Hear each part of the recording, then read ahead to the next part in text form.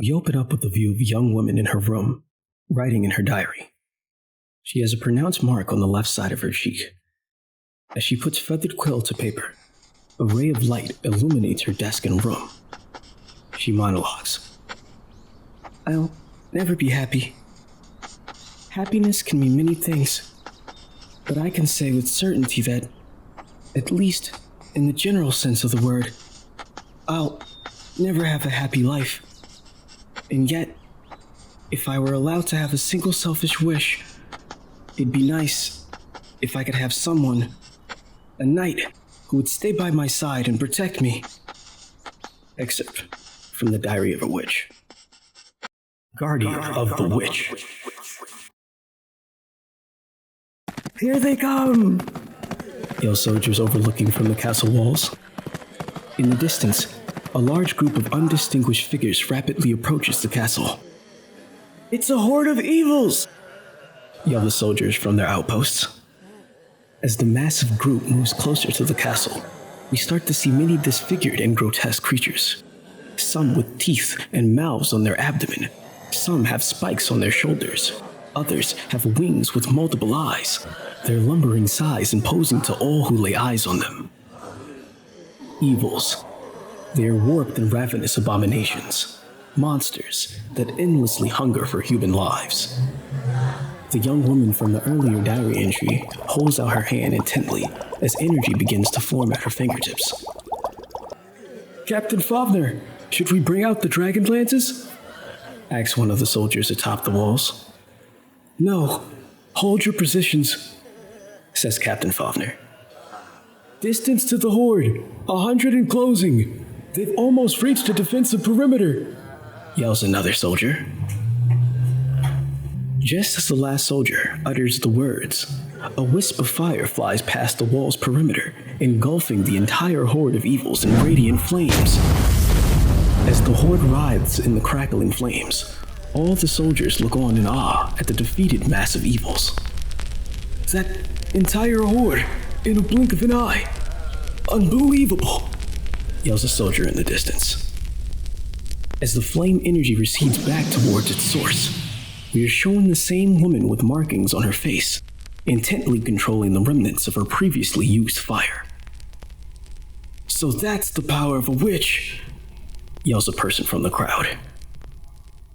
As the soldiers and townspeople look on in awe, they start to chant, Lady Witch, Lady Witch, Lady Witch. Witches. That is the title given to the special girls and women who have magic. A power they use to fend off the hordes of evil and protect humanity.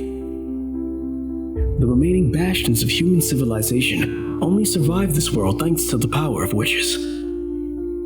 We join Favner, titled as guardian in the witch's tower, shortly after the attack on the city by the evils. This is so pathetic. I mean, look at me. I really need to shape up and get it together, Favner thinks to himself as he walks into the young woman's room from the earlier attack. Manasfa, clearly titled as witch here, barks out different orders to Favner for large amounts of food. Beef stew, macaroni and cheese, twice cooked pork. I want more. Keep it coming, Floofhead. Keep it coming. Favner's thoughts break through once more as he holds his head. I have to stop letting this tyrannical glutton of a witch order me around like I'm her personal errand boy or something. Minafsa's voice breaks through Favner's thoughts once more. And money, don't forget the money. Where's my monthly allowance of 20 roofs? Favner, clearly getting fed up with the treatment from Manasfa, cuts her off yelling, Do you think I'm an idiot? Manasfa, slightly surprised by being cut off here, looks at Favner and asks, Are you saying that you aren't an idiot? Favner, getting highly worked up now, declares, No, I'm not stupid and I'm not a floofhead. I am a guardian, a proud, chivalrous knight, and an honorable warrior of the city-state. Favner declares proudly. Manasfa continues eating her hoard of food, while appearing to barely pay attention to Favner's outburst of convictions, so much so, to the point that Favner thinks to himself, She isn't even listening, is she? At that point, Manasfa focuses her gaze on Fafner and asks, "Hey Fafner, you aren't too popular with girls, are you?" Frustration and surprise gathers on Fafner's face. Manasfa continues her beratement of Fafner's ideals, saying, "Seriously, guys who call themselves chivalrous with a straight face, they're going to be total losers. Just listening to them, it's so easy to tell. They're all self-important, self-gratifying blowhards. That, and it's just plain lame." Manasfa's antagonizing Fafner even further. "Here's a prophecy for you. It'll be 5 years before you get a girlfriend at least." Fafner, gearing up to retaliate against Manasfa's claims of juvenility, is interrupted politely by Nahta, Manasfa's maid. "Lady Manasfa, pardon the intrusion, but it's time for your physical examination." Manasfa lazily exclaims what a pain it is to do physicals, while Fafner sarcastically agrees that she shouldn't go and just get sick. Manasfa loves this idea, while Nahta, her maid, says, "But that won't do, my lady. You must go. Your health is of utmost importance." Nahta shoves Manasfa out the room towards her physical, while Manasfa continues to bark out orders to Fafner. "Fafner, wash the dishes and go to the market, okay? Do it yourself," Fafner yells back. Nahta, before completely pushing Manasfa out of the room, stops and stares at Fafner, catching his attention. "Sir Fafner, thank you for all that you do in performing your sacred duty." Nahta says this with a focused air about her. Fafner, feeling the strange weight of the statement, says, "Oh, thanks," but thinks to himself, "Okay, why do I suddenly feel like I'm missing something?" We pick up in the bustling urban commons in the city-state of Bern. There are many people going from shop to shop in a chaotic yet organized manner.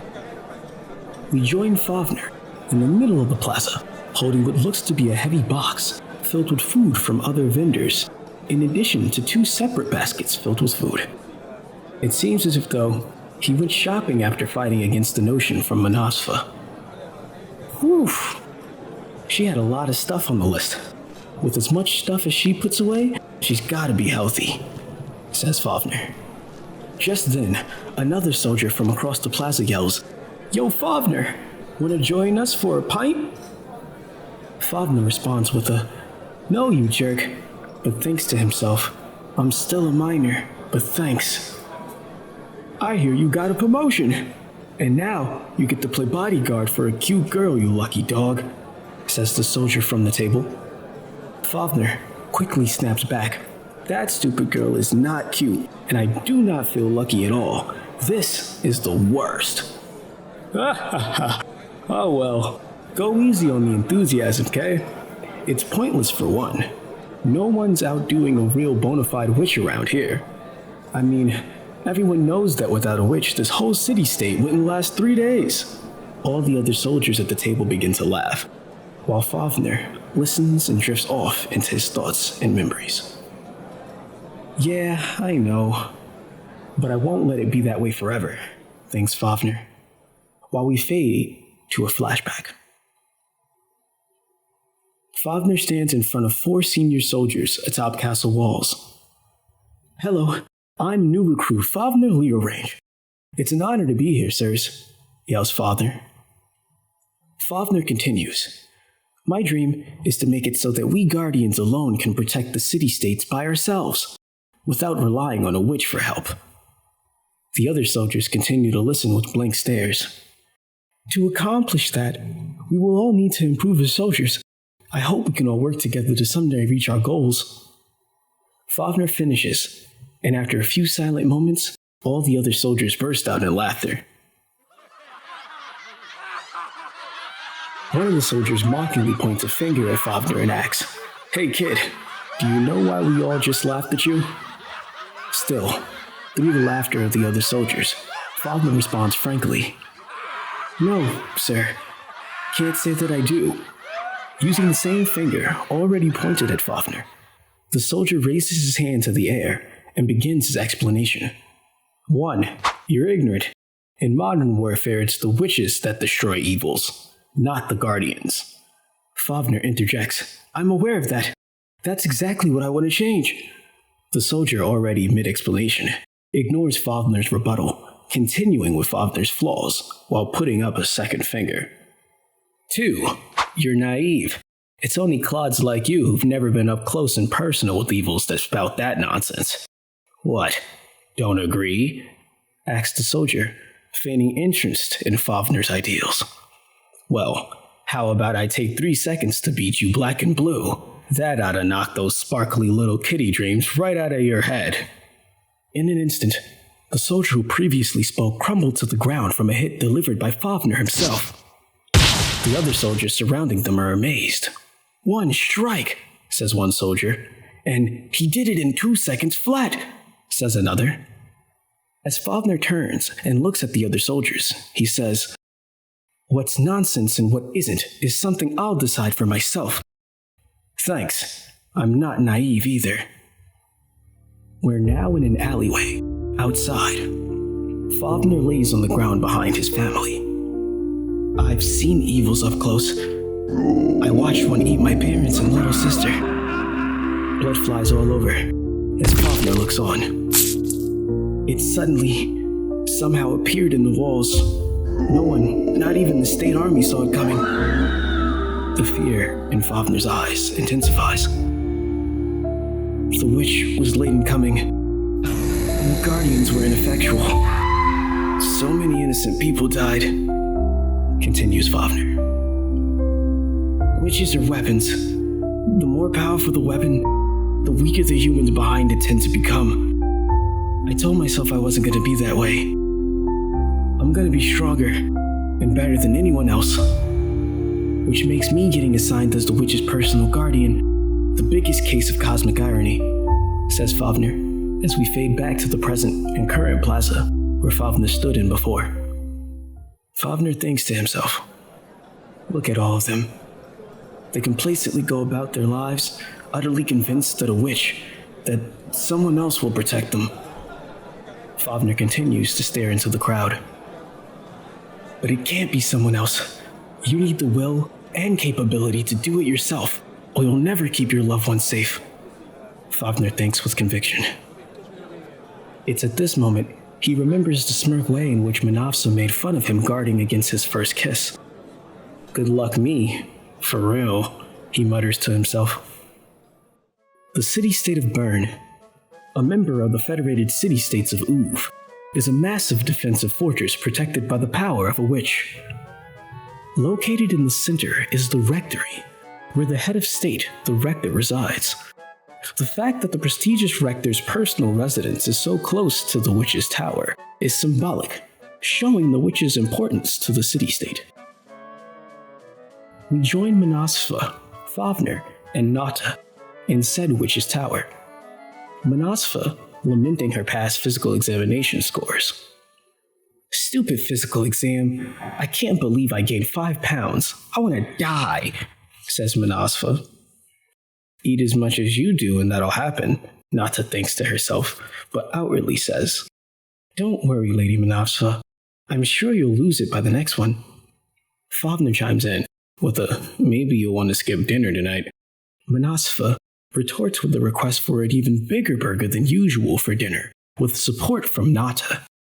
While Favner questions the dynamics of Nahta and Manasfa's relationship. Ah, that was good, said Manasfa after finishing several large bowls of food in front of her. You had the chefs crying, you know, says Nahta. Then tell them their food was so good it made me cry. Manasfa gets quiet now and stares intently at Favner. Hey Favner, guess what? I got permission to go outside tomorrow. Favner looks surprised and confused at the same time. Nahta interrupts excitedly. You did? That's splendid, Lady Manasfa. Favner, still silent in confusion, thinks to himself, Oh yeah, she's not allowed to set foot outside of the tower without special permission. Stupid delicate hothouse flower. He trails off deeper into his thoughts as Manasfa continues excitedly. There's so much I want to do. I want to go see all the marigolds in the garden, and I want to see swallowtail butterflies too. Oh, and I just have to get some crepes. Nahta asks, might we have the honor of joining you tomorrow, milady? To which Manasfa happily replies, of course to. Meanwhile, Favner sinks deeper into thought, thinking to himself, she's acting like some normal girl about to go out shopping. I've got to set up and be the adult around here. What about you, Favner? Asks Manasfa, breaking through Favner's inner thoughts. She continues with excitement in her voice. When we go outside together tomorrow, what do you want to do? Favner, being broken out of his mature mindset, stares at Manasfa blankly. However, it doesn't deter her from intently waiting for his answer. She asks inquisitively. After a small pause, Favner replies with, maybe I'll have a crepe or something. Manasfa smiles in agreement. Later that same day, however, Favner went to the rectory to give his report to the rector himself. Favner, come in, come in. Favner stands in front of the rector of Bern, who sits on top of an enormous throne, which seems to be made out of saints of some sort. The room is enormous and gives off the air of authority. Favner stares at the rector of Bern, sitting atop his saintly throne with concentration and composure. My apologies for calling you all the way here, starts the rector. I hear you are performing your duties admirably. After a brief pause, Favner responds, yes, sir, but I'm getting awfully tired of playing at her bodyguard. Favner continues to ask, can I go back to my combat unit now, please? To Favner's surprise, the rector of Bern responds with a quick and pleasant, that can be arranged, yes. The rector continues with, I'll see that you're reinstated in your old unit at whatever rank you like. Favner, now even more surprised and interested, listens closer to the rector's proposal. The rector continues, provided, of course, that you complete one final mission for me. Favner, now even more confused than ever, asks, what final mission? Now, with the rector peering down into Favner's eyes from atop his throne, without leaving a hint of variance in his words, he states, your mission is to kill the witch. There's a slight pause between the rector and Favner, mostly from Favner's disbelief. Favner can only respond with a, kill her? Really? The rector's face only deepens with seriousness. The rector continues, first, let me show this to you. The rector holds up his hand and presses a button on one of his rings. This is no ordinary ring. It's a magical artifact from the Far East. As the rector says this, an image of Nahta and Manasfa appear in the room with the rector and Favner. The rector continues, it allows for the recordings of what's called a video. Favner thinks to himself in amazement, that's a magical artifact. In the video, Manasfa complains about getting taller, while Nahta reassures her that her efforts will pay off because she eats so much. Favner, now realizing to himself that this must be from Manasfa's physical exam. Favner states, sir, I didn't know you had a thing for peeping on girls changing clothes. The rector blatantly ignores Favner's comments and says, this is the important part. Favner watches closely now as Manasfa begins to undress with Nahta standing by her side. When she finishes, Favner's face lights up with surprise. What's wrong with her body? He thinks loudly to himself. Manasfa's body is covered in black tendrils and flourishing spirals of dark energy, all stemming from the core of a black eye that opens abruptly. The rector continues, you see, she is infected She harbors evils within her. Favner, now at a loss for words, is able to ask another question. What do you mean, sir? The rector continues to explain. Now this is a secret that only those of the rectory, witches, and occasionally their direct servants may know. Witches are not born naturally. They are intentionally manufactured. The rector deepens his explanation. At regular intervals, 3,000 girls who have just turned 12 are summoned from throughout the city-state. These girls are then injected with the seed of evil that is obviously harvested from evils. As the rector speaks, mounds and mounds of bodies start to fill the video feed. 9 out of 10 of those girls promptly go mad from the pain and die. Of the 1 in 10 that survive the initial injection, most soon show signs of physical rejection. These are always fatal. More and more images of discarded witches candidates fill the screen. However, the rector continues. The bare handful that live through that stage become witches. The projection flashes back to Manasfa and Nahta as the rector continues. However, they are still infected. The seed of evil grows within them. The image shows Nahta trying to get Manasfa to prepare for the next day. However, she's too excited to calm down. The rector continues. Until eventually, it overwhelms them completely, and they devolve into an evil. Favner, now motionless in the presence of the rector, tries taking everything in as it's told to him. The rector continues. To assure the witch has no opportunity to escape, to stay by her side and continuously keep watch on her, and when the time comes, to quickly and painlessly dispose of her. This last part leaves Favner speechless. However, the rector proceeds. That is the true sacred duty of the guardian of the witch. Favner, showing even more confusion and concern on his face as the rector continues to talk. Oh yes, on an unrelated note, it was, 10 or so years ago now? Favner can't respond, feeling as if though the rector is referring to the incident with his family all those years ago. A witch that escaped disposal somehow got out into the common districts. Ah, yes, you're perfect for this indeed. Don't worry, we have a replacement witch prepared already.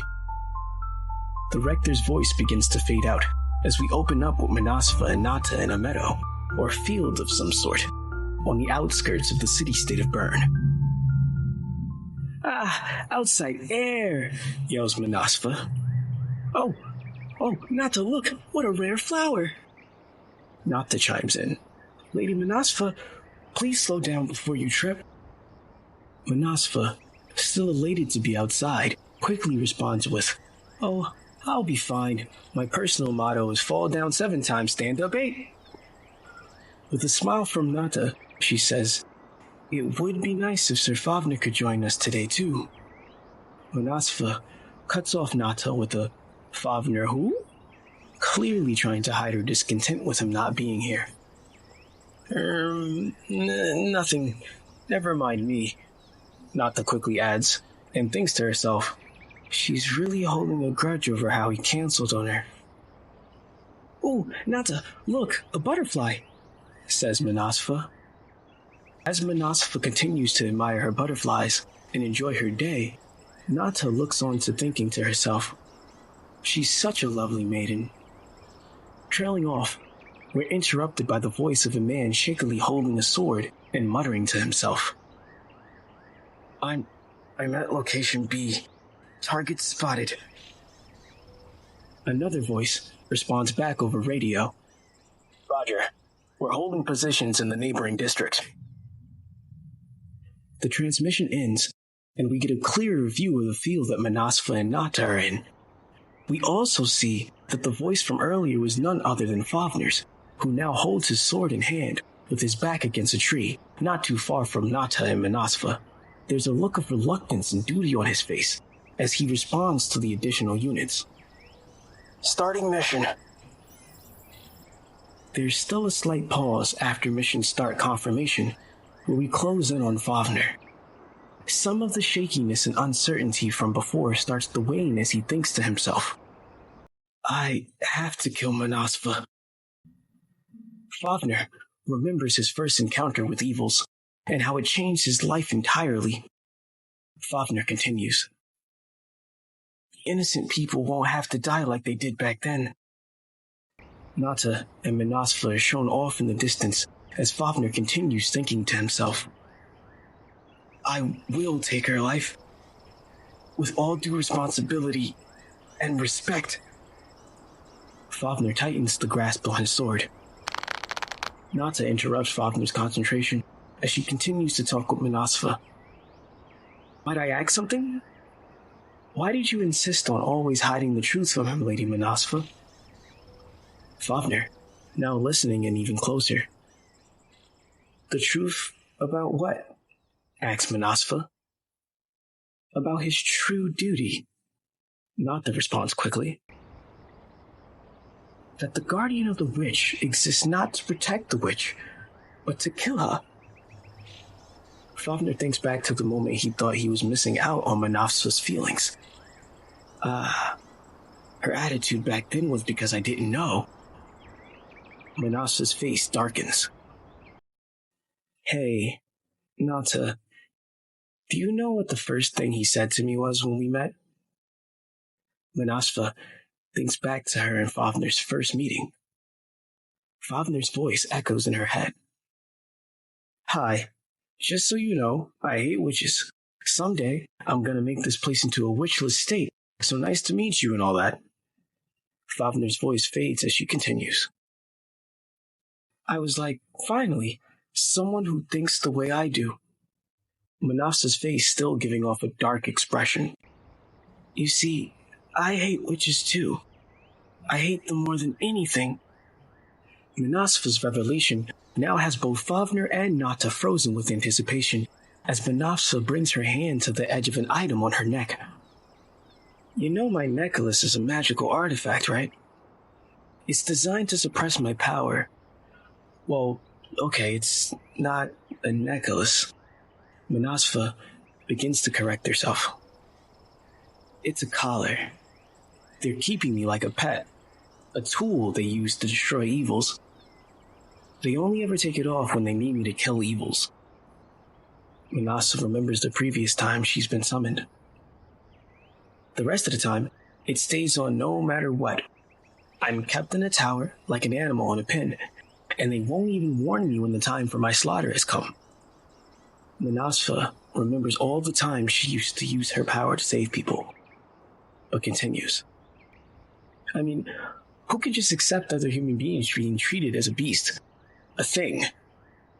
But, you know, when I argue with Favner, it feels different. Every time I think to myself, wow, I actually get to be like a normal girl. It's nice. Favner continues to listen in silence. When we're talking about hanging out together, just for a little while, I get to be a normal girl who could be happy she has special powers. Since Father didn't know any better, I can tell myself, boy, magic is really cool, and actually believe it. I could convince myself that maybe dying wouldn't be so bad if it was to protect other people. The rector abruptly comes in on the radio. Favner, what are you doing? Hurry up and eliminate the witch. I know, Favner thinks to himself. The rector, now getting impatient, calls to Favner again. Favner! Thinking to himself, I have to do this, and grips his sword. The rector, fed up with Favner's delays, yells out, Bah! He's taking too long, and we can't have her moving into a crowded district. The rector thinks to himself, though, the law is that only the guardian can eliminate the witch. Squad 2, reinforce Favner and restrain the witch, yells out the rector. Roger, responds Squad 2, as they descend on Manasfa and Nahta from the shadows with weapons drawn and oddly shaped masks concealing their faces. As Manasfa continues her talk with Nahta. Anyway, come on, Nahta, let's go eat. As Manasfa finishes her sentence with, some crepes. She was surprised by Squad 2 rushing to her location. A memory of Manasfa's first meeting with Favner flashes by. You hate witches, huh? Really? Says Manasfa. I can tell we're going to get into a whole lot of arguments then. Bring it on. I'm ready whenever you are. Just then, Favner's face darkens. These must have been Favner's memories, as he now is in direct opposition to Squad 2's attack, and restraint of Manasfa to everyone's surprise. While Favner continues to hold back the 4 members of Squad 2, Manasfa yells out, Favner! While Nahta follows suit with a Sir Favner. The entire group of Squad 2 lets out a grunt. What? You're betraying us? A soldier from Squad 2 yells out. Oops. Oh crap. Looks like I jumped to the wrong spot. Strangely enough, I'm not feeling any regrets, responds Favner. Favner continues to struggle against 4 members of Squad 2 by himself. Yo, Manasfa, just so you know, you aren't some normal girl. You're a selfish, gluttonous tyrant of a girl. Manasfa listens on in awe as Favner explains himself. Man, this is no easy duty getting stuck with this scrawny, bossy shrimp as the charge that I have to protect. Favner starts to remember Manasfa's dreams of just wanting to see tomorrow and enjoy the time she has left. Manasfa's voice springs into Favner's head. Will we go outside together tomorrow? What do you want to do? The cheerfulness of Manasfa's words lingering in Favner's mind. Favner grins and says, Hey Manasfa, I made up my mind on what I want to do now that we're outside. I'm gonna kill witches. So, if I'm gonna stamp out even the very idea of witches, I resign from being the guardian of the witch. As of right now, I'll be your guardian, the guardian of Manasfa instead. While Manasfa still stood behind Favner, she starts to understand the gravity of the situation. Just then, Squad 2 disengages from Favner. What? You jump out of nowhere and now this? Says one of Squad 2's members. Nahta starts to catch Manasfa up to speed. Open your eyes, moron. They're trying to kill you. They weighed you in your physical exam, right? The rector saw and decided that the evils have progressed too far. It has? Manasfa jumps back with concern. Then kill me right now, Father, requests Manasfa. Drop it, would you? I'm over that whole phase now, answers Favner. With Squad 2 growing impatient at the turn of events, they lunge forward. Die. The entirety of Squad 2 rushes Favner. 4 assailants approach Favner, but he readies his stance, holding his sword in his left hand as a makeshift shield and is sheathed in his right hand, poised to strike. In one smooth motion, Favner eliminates 2 of the squad members. One of the members cry out as they fall to the ground. The remaining 2 members are in disbelief. So fast, one of them says. As the dust settles around Favner, he taunts his opponent. Come on, guys, give it up. There's no way you'll hit me. Guardian skills. Favner begins to bring his sword to its rightful position. The guy you're trying to pick a fight with is even better than a witch. Well, I think so anyways. First skill, dual stance. Favner now stands in an aware battle stance, holding both sheath and sword in a downward angle. Okay, Manasfa, I'm your guardian now. Give me my orders. Manasfa, now overwhelmed from the current turn of events, is confused and rushed all at the same time. But still, wanting to reach for her hopes and dreams, stutters out I want... The rest of the squad starts to attack Manasfa, yelling, Death to the traitor! And lunging. Manasfa wildly exclaims to Favner, "I want you to make me the last witch!" Favner replies, "Roger." But she thinks to herself, "I don't want anyone to have to grieve because of magic again." Favner finishes incapacitating the rest of Squad 2's assailants. Favner takes a relaxing breath. I knocked them out. Nahta and minafsa stand in silence as the unconscious bodies of Squad 2 lay at their feet. Favner, now sheathing his sword, says, "They'll be in Dreamland for 3 days." Favner takes off his ring, given to him by the Rector for his mission, and tosses it on the ground, crushing it beneath his feet. The destruction of the ring causes the Rector to recoil from the static with a "What?" Favner, now staring off into the distant cloud-studded horizon, takes a moment to take in the situation and addresses Manasfa. "If there's some way to make a witch, then there's gotta be a set way to unmake one. Manasfa?